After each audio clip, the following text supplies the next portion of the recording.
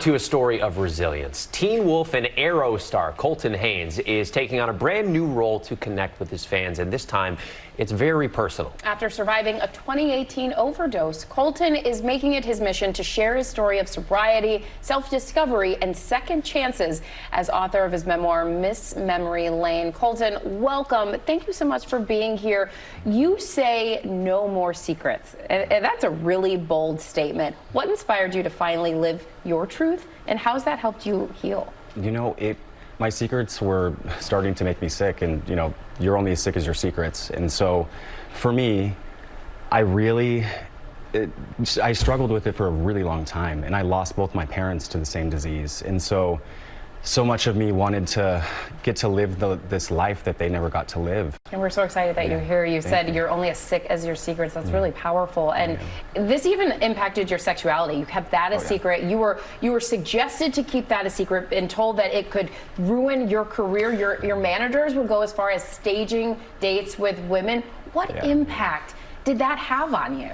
You know, I think when I moved to town, basically I was told that everything I was not going to be beneficial for me to live my dreams. And so basically I went from going to different mannerism classes and doing speech therapy classes, and basically I was acting 24/7. And so it gotten to the point where I couldn't continue to do it anymore, and I eventually ended up in the hospital after a bad overdose. And I just am so lucky that I have kind of a second lease on life, and now I get to tell my story. So yeah. How tough was it to open up about that overdose too? I mean, there's so much of this about the benefits of no secrets, but there's such a stigma behind so much of this. I know you're kind of trying to break that down, but I'm sure it was tough. Well, for me, I am the type of person who I'm not great at small talk. I'm always like, let's get to the trauma, and let's get to, because whenever I started talking about my inner trauma and my childhood trauma, it healed me so, it almost healed me faster because I got to the root of the problem.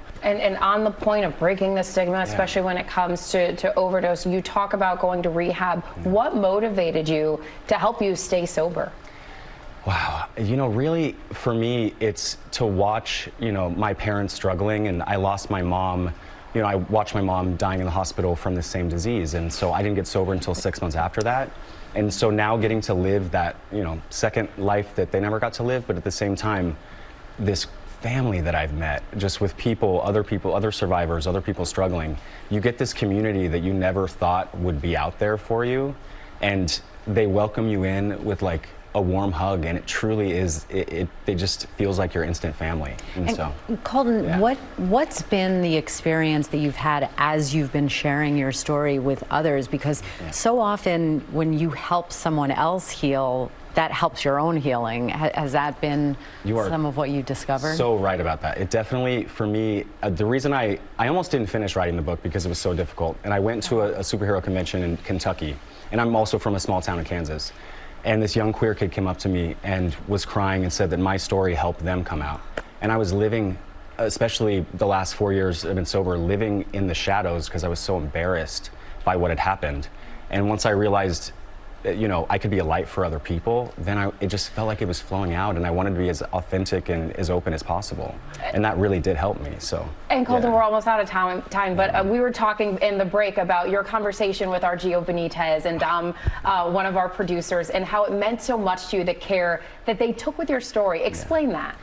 Talking to Gio, you know, having someone who was also out and gay and also had to go through a little bit of the struggle of being that, it was so special. I felt like I was talking to family, and I just am so thankful to everyone at GMA who took the care with my story that they did. So that is incredible. We're all raving. They matter, and we all love Gio, and hearing that you love him just as much was so powerful. So thank you, Colton. I love it, Gio. And Colton, thank you so much for sharing your story. Colton's book, Miss Memory Lane, is available now everywhere that books are sold.